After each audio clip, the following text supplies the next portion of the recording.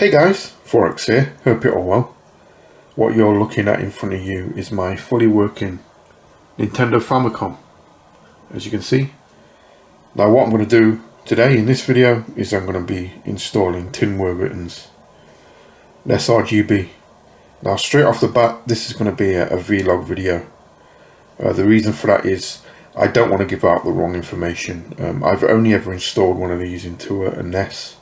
I've never done it in a Famicom before, so I'm a little bit uncomfortable giving out a guide on how to do it when I've not done it myself. So yeah, this is going to be more of a vlog video.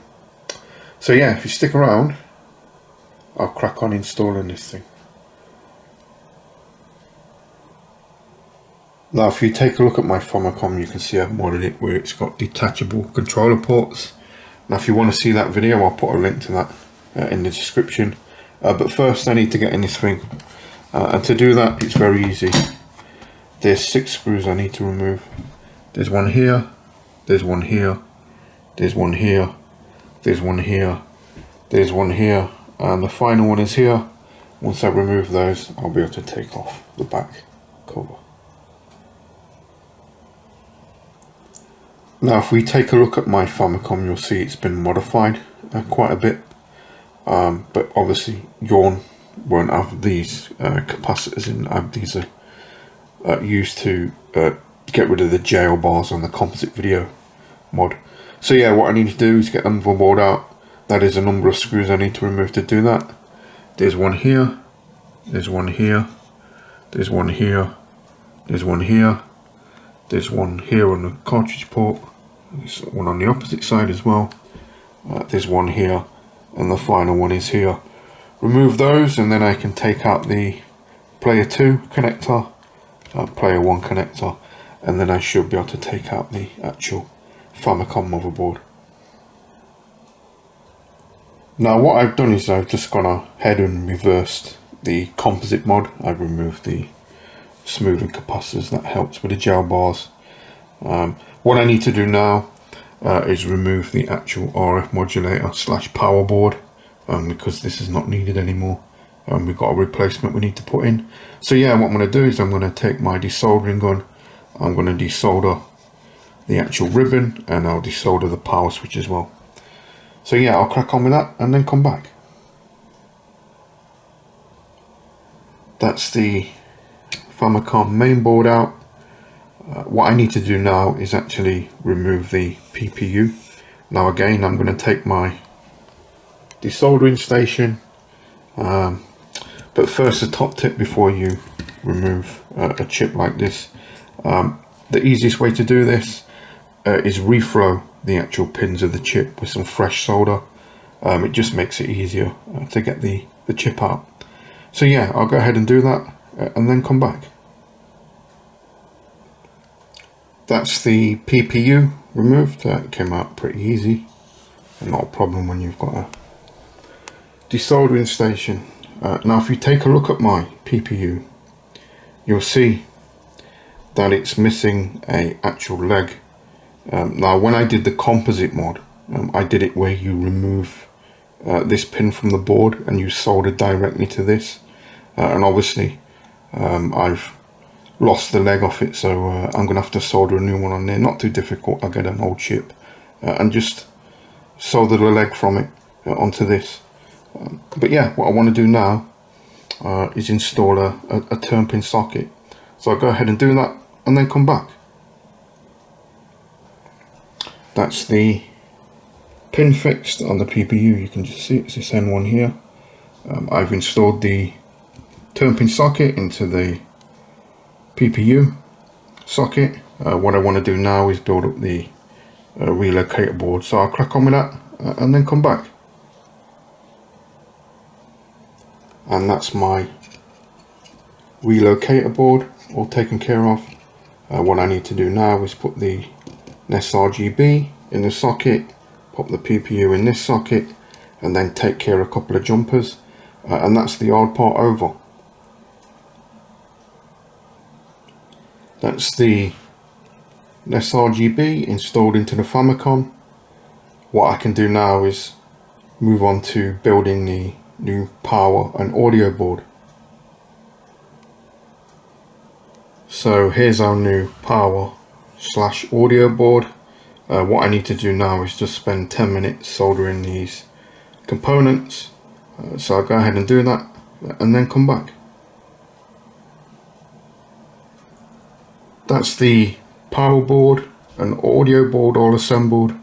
What I need to do now is get the top of the Famicom case and cut a little bit of plastic away.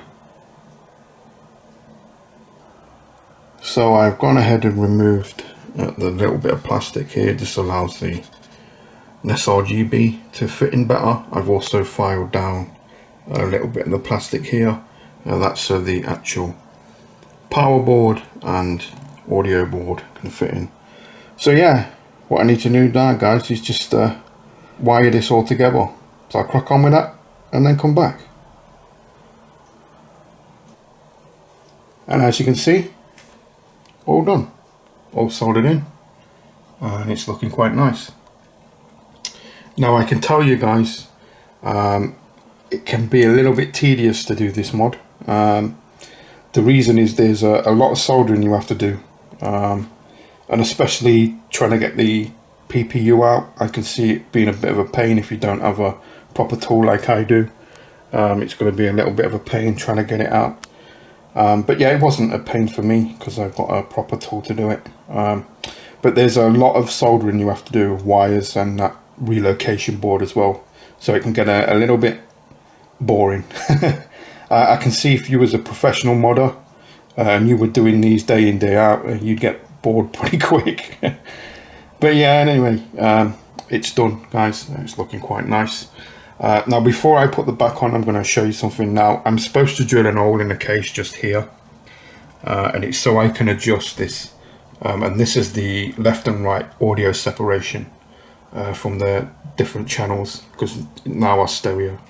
What I found is if you leave it in the center like this, it's perfectly fine. It sounds really good. So I'm going to drill that hole. So yeah, what I'm going to do now is I'm going to get this back together and we can give it a test. And we're back together. This RGB is installed into the Famicom.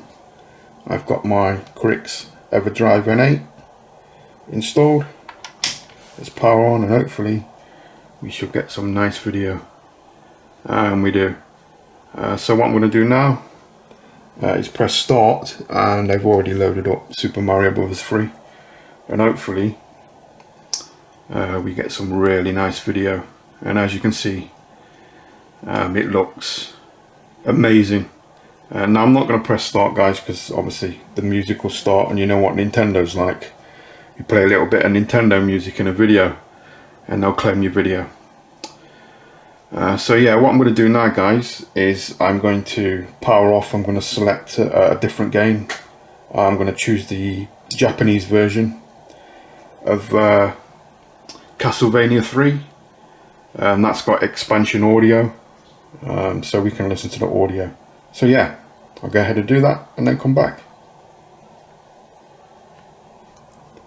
I've loaded the Japanese version of Castlevania 3 onto my EverDrive N8, so let's power on, and I should only have to press start and it should load. Let's go ahead and do that, and there we go. And hopefully you can hear the expansion audio. It sounds amazing, and the picture looks absolutely stunning as well. I can't wait to put this through my open source scan converter. It's just going to look emulated. It looks that good.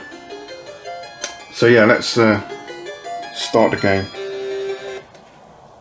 We'll just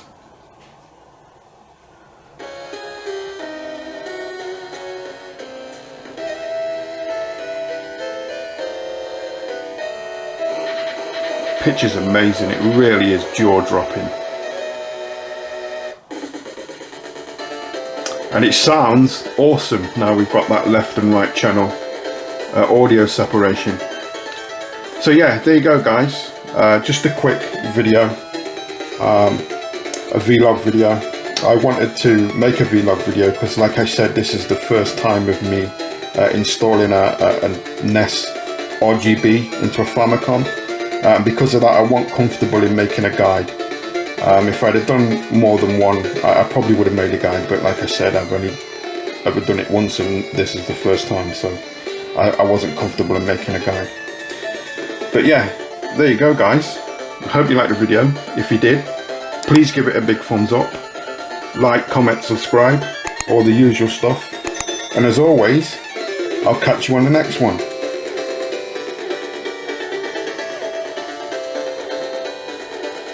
And the picture and audio coming out of this thing is amazing. I'll catch you next time, guys.